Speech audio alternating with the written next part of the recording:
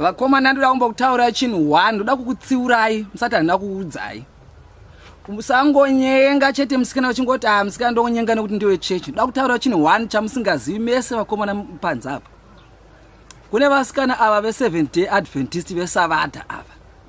Ukangodana nemusikana wacho unomutengera perfume, womutengera mushonga kuita spray, womutengera mbasha dzekuchechi dzeifomali dziya, wozomutengera dzekuenda nadzo kuchechi, womutengera necklace, wozomutengera womitira makeup.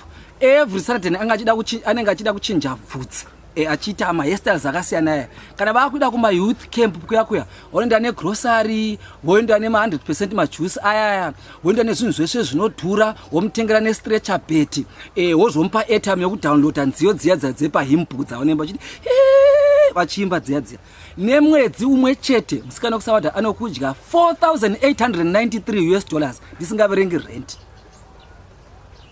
Kune vasikana vePentecost vava, ukangodana nemusikana wekuPentecost da kutaura chinhu 1 chausingazivi. Anoda kumutengera mbasha dzekuchechi kwavo dzakanaka, vanochinja every Sunday. Wozomugadzirisa bvudzi every Sunday, anochinja style semunhu anoda muchato.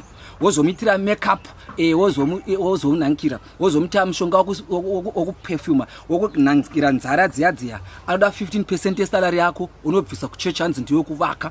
Wozoda 25% yekusara kwako ndiyo kupa men of God.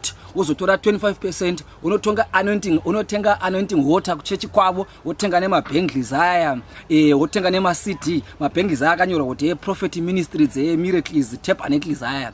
Wobva papa wozotora imwe mari yako futi unopa men of God yomutengera grocery every month.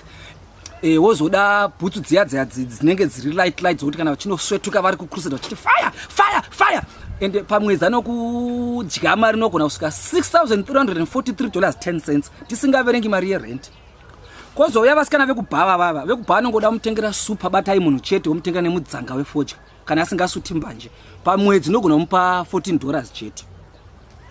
Kune vasikana vava vekuguta raMwari vava, uya havanetsi nokuti ungomutengera banga rekuchechi chete, wobva wangozvindira kuchechi, unogosevenzesa $5 chete. Kune vasikana vekuZioni havanetsi, vanoenda vakapfeka mapatapata kuchechi, wobvisa bhutsu unoenda netsoka, anogona kubva kumba netsoka zvakachinda kuchechi. Magamenzi aya hanetsi, anogona kunhongwa pasi. Zvimwe futi vava havadi makeup, havadi kuspraya, havadi perfume.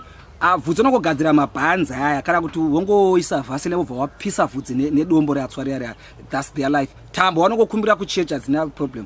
Zvitanda zviya zveZioni zviya vanongona kunhunga musango panapo, apo unoshandisa $6 chete. Kozouya vasikana vekuJohani Masowe nekuJohani Marange, vava havanetsi nokuti bvudzi vanovevura, havaiti makeup, havaiti zvekupoda, havagadziri nzara kana bhutsi, havana problem. Unongomutsvagira saga rekunovata kana ari kuMasowe, ungomutengera maputo okuenda nawo chete kuya. Mvura anobva nayo kudzimba, matombo anopiwa kuchechi kuya. Saka mari yavo unoshandisa pamwedzi wose tisingaverengi rent, unoshandisa $3 chete.